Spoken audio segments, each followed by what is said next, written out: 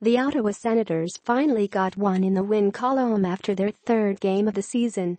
Going to the shootout for the third straight, this time they were victorious and defeated the Vancouver Canucks by the score of 3-2. Going into the game, the Ottawa Senators were in a must-win scenario. Losing 2 games in a row is bad enough, but getting that first win is important for team morale. First period. The game started out well for the Sens as Cody Ceci scored 4 minutes in to give the Sens the lead.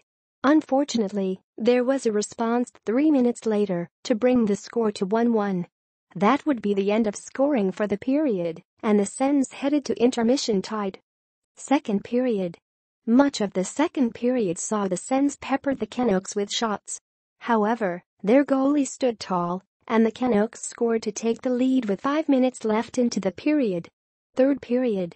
When the Sens took the ice for the third period, they were faced with the prospect of losing their third straight game to start the season.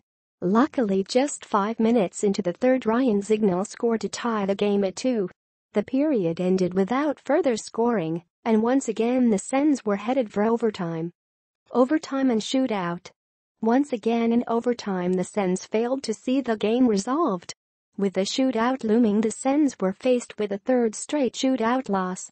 Luckily, it wasn't meant to be, but it was a close call. The Canucks scored on their first shot, and then each team traded failed attempts to score. With the game on the line, Kyle Turris scored to tie it up. 2 rounds later, Mark Stone scored to give the Sens their first win of the season. Takeaways. Once again, the Ottawa Senators outshot their opponents by a large margin, but ran into a hot goaltender. Overall, they have played well in the wake of injuries. However, the Sens have been miserable on the power play. They failed on 4 attempts last night to score. After 16 attempts in 3 games, the Sens have failed to score once. Although this will be helped when Carlson returns, it won't solve the problem entirely. The Sens need to score on the power play to remain competitive. Additionally, last night the Ottawa Senators dressed Christian Jaros in what was his first NHL game. However, he was limited to just 6 minutes of ice time, not a big enough sample size to get a good read on him.